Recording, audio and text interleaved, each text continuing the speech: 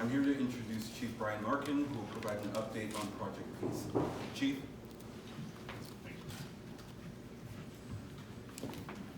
Thanks so much, Andre, and good morning, ladies and gentlemen, and members of the media. And thank you for taking all your time from your busy schedules to join us today at Police Headquarters. So once again, I want to recognize everyone and thank everybody for attending today for your coverage on Project Peace. And we'll talk about the excellent project and excellent investigative work of our team over the next few minutes. But we really want to provide you some insight and an update on the investigation. The investigation spanned over a 4-month period, and it focused on illicit and illegal drug trafficking, as well as the increased violent crime activity that has affected our region in recent months. And in particular, this project focused on illegal activity in the city of Cambridge. Investigative strategies were developed, so we were able to target those involved in the illicit drug trade within the city of Cambridge, which also results in violence that so often accompanies this. And you know, you've heard us talk often about the drug subculture. The drug subculture often involves intimidation, extortion, and violence. And that's the reality of what we're dealing with, not only across the region, but in the province of Ontario and beyond. Over the past year, our region consistently tracks and monitors crime and trend patterns, and there's been a significant increase in firearm-related incidents in the city of Cambridge, as well as across the region. And our investigative division has been very much focused on the attention of these increased crimes. A number of investigators from our Drugs and Firearms Unit, our Crime Analyst team, our Intelligence Analysis, as well as support from the Intelligence Unit, as well as general investigators and detectives were dedicated to this project. And it was a very specific targeted project. And again, want to recognize and thank a number of involved members from our Drugs and Firearms teams, our Criminal Intelligence Unit, General Investigations, which focused on the criminal activity in the city of Cambridge. And Inspector Fenton is here, and want to recognize his leadership and his team for coordinating a lot of the significant work that transpired. The investigation resulted in 9 search warrants being executed over the 4-month period. 8 of those were in the city of Cambridge, 1 of those in the city of Kitchener, and in total, the investigation resulted in the arrest of 30 individuals, as well as 68 criminal code charges, 41 Controlled Drugs and Substance Act charges, and 6 provincial offenses. And that is simply fantastic police work.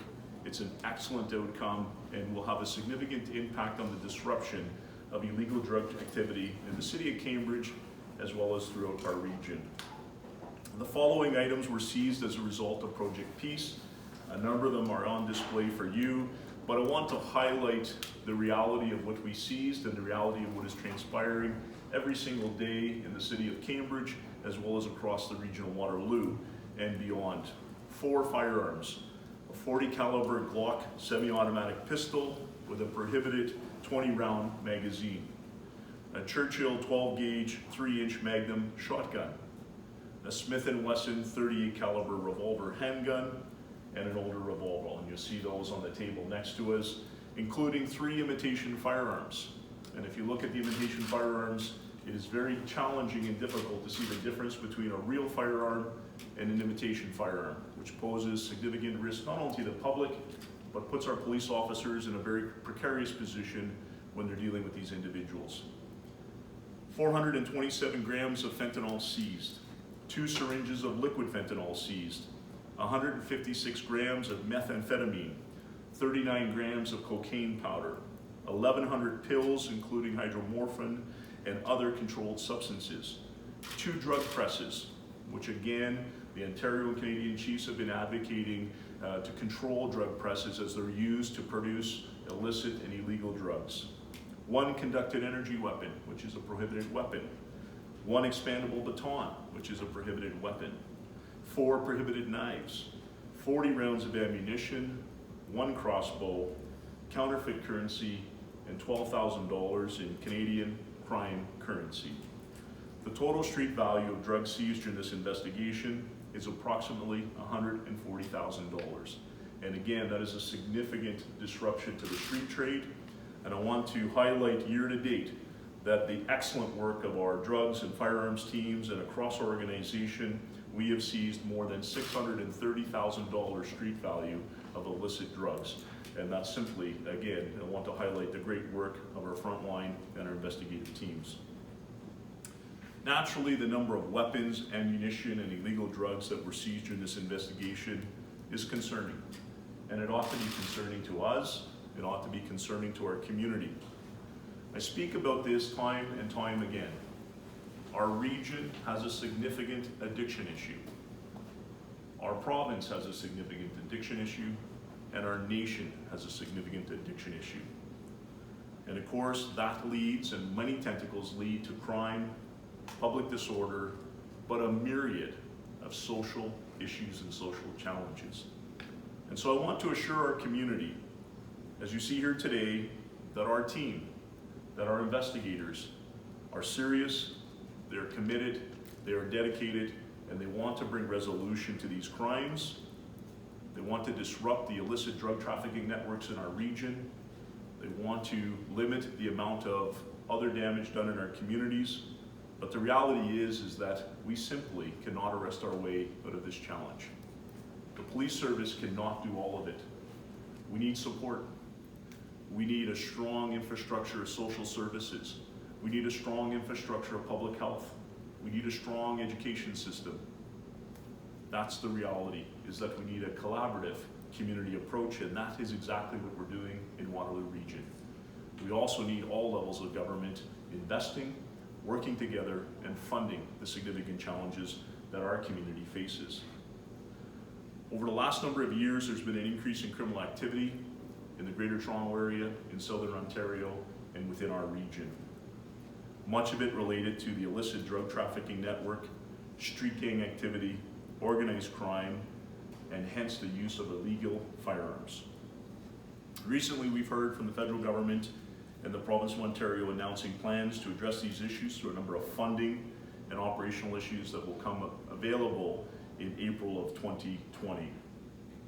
We have to recognize that individuals involved in this criminal activity do not necessarily respect geographical boundaries, and hence we see an increase in violent and non-violent crime in the region. But I want to be clear, the people that we arrested involved in this investigation are all based out of the city of Cambridge, with the exception of 2 Kitchener residents who would traverse into Cambridge to conduct their illegal business. And I want to talk a little bit about our region and the crime increases that we've seen year over year. Over the last 12 months, we've seen a violent crime increase of 15%, which really takes us back to around 2008 levels of crime. Property crime has increased by 6%, and of course the totality of crime has increased by 6%, which takes us back almost 10 to 11 years of where we were sitting in the late 2000s. And again, you know, those are concerning pieces. We're working very hard to drive that number down, but there are many impacts: demographics, socioeconomic status, social disparity, poverty and homelessness that are all impacting a number of those pieces. And so again, we have to work collaboratively as a community. On a recurring basis, our police service continues to make a significant number of arrests, warrant execution, drug and weapon seizures, which are often related to the illicit trafficking of drugs and organized criminal activity. And very proud of the work that we're doing. In fact, we've never had such a collaborative, excellent arrest rate, seizure rate, and yet we know that the problem continues to amass itself and continues to grow. Year to date, from January 1st to September 4th of 2019, to give you some insight, we have seized 252 firearms, and those involve, you know, family violence incidents, other types of public safety seizures, warrant executions. But in totality, we've actually have taken 621 firearms into our possession. Many of those either found and or turned over to police for destruction. This year to date, we're more than 30 Controlled Drugs and Substance Act warrants executed across the region. And if you look at our seized drugs, just over 650 grams of fentanyl. And again, that may not seem like very much. You know, we're used to talking about kilograms and kilos when we dealt with cocaine and cannabis and other types of drugs. But that is a significant amount, and every gram of fentanyl is lethal. Every gram of fentanyl is fatal. So when you look at, you know, from our police service, again, more than 7,500 grams of cocaine, crack cocaine, fentanyl, carfentanil, other drugs, more than 1,300 pills, illicit pills seized, speaks to the ongoing daily work that we're doing, but it also magnifies the challenges that we're facing. In many ways, as we make progress, somebody else comes in and fills that void. We continue to work in close coordination with other police services across Ontario. I think it's very important to collaborate our strategies related to drug trafficking, the trafficking of weapons, the trafficking of humans, as well as focused on gang and organized crime activity in our community. As I alluded to, that we can't do this alone. We will never arrest our way out of this issue and these challenges. It has to be a collaborative approach as we move forward. And so we encourage people to continue to call us. I just want to highlight, as we look year to date and some of the challenges that we're facing and continue to discuss, 48 overdose fatalities in our region, which are up from 31 at this time last year. In comparison, we've had 13 road fatalities, which is up from 8 last year. As of August 15th, our service has responded to more than 585 overdose calls, up from 376 calls to our service at the same time last year. And in this project, I want to highlight that out of the 30 people arrested, we arrested 9 females, 21 males. The ages range from 17 to 59, which once again is an indicator that illicit drug activity does not discriminate. It rolls across all demographics, all genders. 2 males from Kitchener and 28 are from the city of Cambridge. All arrests were in connection to criminal activity conducted in Cambridge, and the arrests have had a direct impact on the illicit drug activity in the city of Cambridge, as well as significantly disrupting networks across the region of Waterloo. And so I want to thank all of you for your time today around Project Peace, and I do want to end with recognizing the incredible work of our investigative teams. This 4-month project was intensive, included a lot of significant operational issues and challenges. Again, dealing with covert operations and other work that we do, very targeted on the city of Cambridge with tentacles across the region, and that can only be done with passionate people. And I often talk about this, that our greatest asset is our people. We're in the people-driven business, and you can see that there's an overall significant commitment to dealing with some of the challenges we face.